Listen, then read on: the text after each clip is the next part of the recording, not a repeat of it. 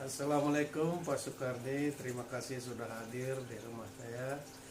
Saya ada beberapa pertanyaan, tapi pertanyaan pertama dulu. Di negara kita yang mayoritas Islam, apa yang kita lakukan untuk devisa negara selain daripada pajak yang ditarik dari masyarakat? Terima kasih. Oke, wassalamualaikum warahmatullahi wabarakatuh. Ada 3 sebenarnya: infak, sedekah, zakat. Infak sudah jelas dalilnya, wa mimma razaqnahum yunfiqun di surat Al-Baqarah itu ayat 3. Ya.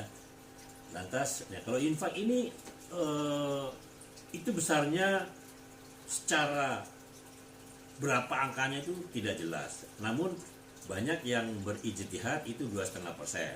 Bahkan ada yang sekian persen. Namun demikian, kalau kita pernah haji, ya, haji di Saudi Arabia, itu kan umat Islam, bangsa Saudi Arabia, bangsa Arab itu kalau begitu mereka itu menerima kedatangan orang-orang berhaji. Nah, mereka itu untuk mensucikan hartanya, dia berinfak. Makanan, minuman, apapun yang ada itu dia berinfak. Sehingga berlomba-lomba. Kan mereka bisa ngukur kan berapa penghasilan kita bisa mengukur. Sehingga besarnya itu tidak terhingga. Bahkan mungkin lebih besar dari pajak yang diterapkan ke pemerintah. Nah, seperti itu. Nah, mungkin nanti pemerintah bisa memberi gambaran bahwa oke, infak kamu tidak berupa itu, mungkin berupa menciptakan lapangan pekerjaan sebanyak-banyaknya, pabrik roti, pabrik minuman, pabrik susu di Saudi Arabia kan begitu ya, internal gitu ya. Sehingga karena orang Arab kan kebanyakan makannya roti. Nah, kalau di daerah Taif di Saudi Arabia itu kan daerahnya dingin, hampir sama seperti di puncak. Pertaniannya bagus, subur, bahkan pemerintahnya bekerja sama dengan Cina, gurun tandus itu bisa diciptakan, bisa menjadi lahan pertanian. Itu nomor 1, infak. Nah, nomor 2, sedekah. Hampir sama infak dengan sedekah. Sedekah itu kalau kita ingin mensucikan harta kita, sebanyak-banyaknya kita, semampu kita untuk sedekah. Nah, seperti itu. Nah, nanti pemerintah bisa berijtihad lagi dengan catatan infak, sedekah, zakat. Itu ada rekening khusus yang jangan diganggu gugat. Itu betul-betul departemen ini di luar departemen keuangan mungkin ya diterapkan situ, sehingga semua pemasukan itu ditampung di situ, tidak boleh digunakan hal-hal yang lain, atau mungkin paling tidak digunakan itu dengan bermusyawarah dengan parlemen, mungkin seperti DPR lah, seperti itu. Nah, kalau zakat, ya zakat itu bukan cuma zakat fitrah, ya zakat perdagangan, zakat pertanian. Nah, kalau pertanian untuk pengairannya itu pakai irigasi berapa, air hujan berapa, ada hitungannya detail, secara detail. Namun demikian saya memberikan gambarannya seperti itu. Jadi ada 3 ya, infak, sedekah, zakat. Nah, ini Departemen Agama harus betul-betul sering-sering berijtihad menasihati rakyatnya, masyarakatnya, dari pusat sampai tingkat 1, kabupaten kota, dan sampai ke kecamatan. Diberi narasi tentang 3 hal itu. Nah, kalau pajak sifatnya tidak mengikat, dengan catatan bahwa apabila umat Islam itu sudah melakukan 3 hal itu, infak, sedekah, zakat, dengan proporsi yang dia miliki, ada dong keringanan untuk bayar pajak. Bahkan mungkin bisa 0 pajak. Karena di negara Jazirah Arab itu orang-orang bule, orang-orang asing, dan teman-teman saya itu banyak pekerja di sana, mereka senang karena tidak bayar pajak. Iya, betul. Tidak bayar pajak. Nah, yang keempat, ya, selain infak, sedekah, zakat, yang keempat itu adalah, ini kita sampingkan dulu pajak. Yang keempat adalah sumber daya alam kita, Pak Ujung. Oh iya, betul. Kita ada emas yang katanya ada 51% kita sudah akuisisi. Kemana hartanya? Kemana uangnya itu? Ya kan, ada hasil itu. Sawit di Kalimantan, di Sumatera, di Papua, dan di pulau-pulau lain itu ada sawit. Itu sawit. Nomor 3 ada batu bara di Kalimantan juga, di Sumatera itu banyak batu bara. Nah, lantas apa lagi? Oh, selain itu hutan. Hutan kita tuh yang katanya, mohon maaf Pak Prabowo, yang hutan 1 juta hektar di Kalimantan Tengah itu hasilnya bagaimana, laporan transparansinya ke masyarakat itu bagaimana. Hutan 1 juta hektar itu Dikelola siapa?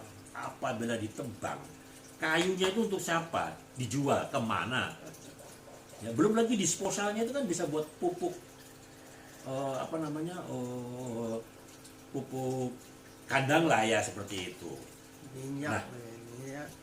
Nah lantas katanya yang dibuat untuk kebun singkong itu juga tidak ada hasilnya, ya. Nah, sehingga banyaklah hal-hal yang dari kita itu, sumber daya alam kita itu cukup signifikan, besar juga tidak ya, signifikan. Nah, yang terakhir bisa pajak, dengan catatan pajak itu proporsional yang saya sebutkan tadi. Nah, apabila non-Islam tidak membayar infak, sedekah, zakat dan lain sebagainya, itu bisa dong mereka ditentukan.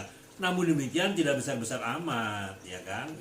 Tidak dikejar-kejar. Kalau kamu tidak bayar pajak, tidak akan boleh memperpanjang STNK, itu tidak boleh. Itu nanti diusir, menakut-nakutin rakyat. Ada juga yang mengatakan, oh berarti Anda tidak mau tinggal di Indonesia. Bukan. Bukti nyata bahwa pajak itu gagal, Pak Ujung, di negara barat seperti Yunani itu gagal total, sebenarnya sumber daya alamnya nggak ada. Lantas dia teknologi majunya untuk hal-hal yang sifatnya consumer good kalah dengan Cina, kalah dengan Asia. Barang-barangnya di sana mahal, sehingga mereka tuh banyak menggunakan juga barang-barang di Afrika saja, banyak menggunakan alat-alat seperti handphone saja masih banyak yang penting fungsional itu dari Cina. Nah, Indonesia dalam hal teknologi tinggi masih belum ya, paling masih sekitar tekstil ya, dari alas kaki, mungkin kecil-kecilan seperti itu. Apalagi ya, hilirisasi ya seperti sawit lah, kita CPO bisa jadi minyak, mentega dan sebagainya. Nah, paling seperti itu. Nah, beda dengan Amerika ya, jangan disamakan, karena Amerika itu negaranya sudah mapan, teknologi tingginya luar biasa. Nah, mereka itu bisa mendapatkan hasil dari pajak itu, menjual barang-barang industrinya yang luar biasa, yang luar biasa intensifnya. Terutama mereka bisa menjual alutsista, Pak Ju. Alutsista itu mereka tuh rutin membuat, dan research and development itu luar biasa, sehingga mereka tuh menjual itu ke Ukraina, ke Israel, ke negara-negara Eropa, bahkan ke negara-negara Jazirah Arab, bahkan juga ke Indonesia juga. Mereka menjual itu. Nomor 1, nomor 2, teknologi tingginya ya, alat-alat perminyakan dan lain sebagainya itu dari Amerika seperti itu, sehingga mereka tuh quote and quote ya melupakan hal-hal yang ecek-ecek. Misalnya tekstil mereka beli kebanyakan, apalagi alas kaki ya, itu mereka kebanyakan membeli dari negara-negara berkembang. Nah, bargainingnya seperti itu, mereka tuh bargaining berlomba-lomba membuat senjata, dijual ke seluruh dunia untuk perang, untuk membunuh orang. Nah, sehingga mereka itu mengharapkannya dari pajak. Maka dari itu pajaknya banyak. Pajaknya itu bisa perorangan, bisa juga korporasi.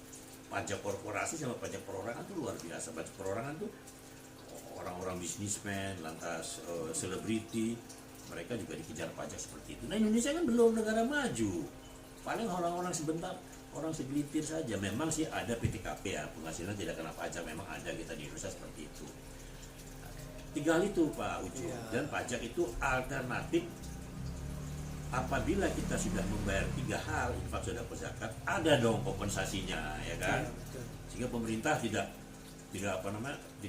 ujuk-ujuk kebiauya semua pajak. Tidak Pak, diterapkan saja hukum yang 3 tadi. Karena kita sebagai orang Islam juga takut tidak infak, tidak sedekah, tidak zakat, itu kita takut Pak. Kita bukan takut dengan pemerintah, takut dengan Allah, dengan Tuhan, takut dosa. Maka dari itu di negara-negara Jazirah Arab, terutama Saudi Arabia, apabila bapak pejabat-pejabat yang sudah haji menyaksikan betapa besarnya orang sedekah, infak itu luar biasa, mereka mengeluarkan uang, tidak sayang-sayang ya, seperti itu. Saya rasa itu Pak Ujung, mungkin nanti bisa ada masukan lagi dari saya. Itu pemasukan, insya Allah apabila pemerintah Indonesia itu membuat terobosan, DPR dan pemerintah kerjasama, konsultasi dengan dengan departemen agama terutama, dan dengan lembaga-lembaga keagamaan di Indonesia. Insya Allah Pak, Indonesia akan maju Pak. Iya. Dengan catatan kita keluarkan dalil wajahidu biamwalikum anfusikum fi sabilillah zalikum khairakum. Kalau kamu betul-betul ya berjihad bersungguh-sungguh ke jalan Allah itu dengan diri dan hartamu. Ke jalan Allah tuh kita kerja itu ibadah Pak, untuk membiayai anak istri kita, untuk membiayai pembangunan pemerintah. Itu namanya bersungguh-sungguh dengan diri dan harta. Harta tadi apa? Pendapatan dari mana? Dari pekerja. Kita akan mengeluarkan infak, sedekah, zakat. Nah, pajak itu bisa proporsional dengan catatan orang Islam yang jujur. Karena kalau pemerintah jujur, rakyat juga jujur. Umumnya orang-orang yang paham, jujur, itu takut berbohong, karena berbohong mereka juga berbohong kepada Allah Subhanahu wa taala, dan risikonya dosa. Mereka takut. Apabila diterapkan seperti itu, insya Allah Indonesia akan lebih maju dari negara-negara tetangga lainnya. Saya rasa sekian Pak. Terima Ini kasih sudah Pak ada. Soekardi atas waktunya, ini sangat bermanfaat. Semoga